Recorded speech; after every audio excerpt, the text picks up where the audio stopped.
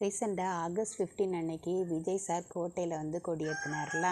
அன்னைக்கு வந்து அவர் கூட த்ரிஷாவும் வந்திருந்தாங்க. அவங்க வந்துட்டு சிறப்பு விருந்தினராக வந்து விஜய் சாரோட பேரண்ட்ஸ் கூட வந்து உட்காந்துருந்தாங்க. பட் அவரோட ஒய்ஃப் யாருமே வரல. அந்த இடத்துல த்ரிஷா வந்தது எல்லாருக்குமே வந்துட்டு கொஞ்சம் வித்தியாசமாக தான் இருந்துச்சு. நிறைய பேர் வந்துட்டு என்ன சொல்கிறாங்கன்னா, விஜய் சாரோட பொலிட்டிக்கல் வாழ்க்கையே த்ரிஷா வந்துட்டு நாசம் பண்ணிடுவாங்க அப்படின்னு தான் சொல்கிறாங்க. இன்னும் நிறைய பேர் அடுத்த எம்ஜிஆர், ஜெயலலிதா அது மாதிரிலாம் சொல்கிறாங்க. இப்போ அந்த இடத்துல வந்துட்டு விஜய் சாரோட ஒய்ஃப் வந்திருந்தாங்க, த்ரிஷா வந்திருந்தாங்கன்னா ரொம்ப தெரிஞ்சிருக்காது. அவங்க ஃப்ரெண்ட்ஸ் மாதிரி தான் இருக்கும். பட் அவங்க ரெண்டு பேரும் பிரிஞ்சிருக்கக்கூடிய இந்த நேரத்தில் த்ரிஷா வரக்கூடியது அவ்வளோவா நல்லா இல்லை. எனக்கு வந்துட்டு அந்த அளவுக்கு நல்லா தெரியலை. நிறைய பேர் வந்துட்டு அதுதான் கமெண்ட் பண்ணுறாங்க. விஜயோட ரசிகர்களாக இருந்தாலுமே நிறைய பேர் வந்துட்டு இதை சொல்கிறாங்க.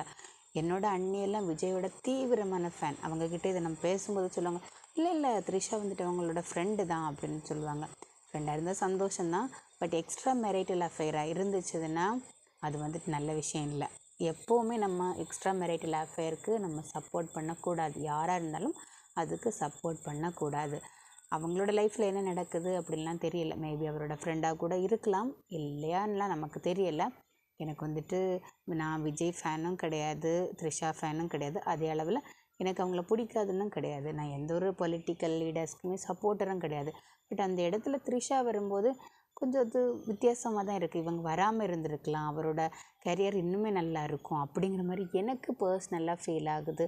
அது சரியா தப்பான்னு எனக்கு தெரியலை. உங்களை யாருக்காவது அப்படி ஃபீல் ஆச்சுது அப்படின்னா மறக்காமல் கமெண்டில் சொல்லுங்கள்.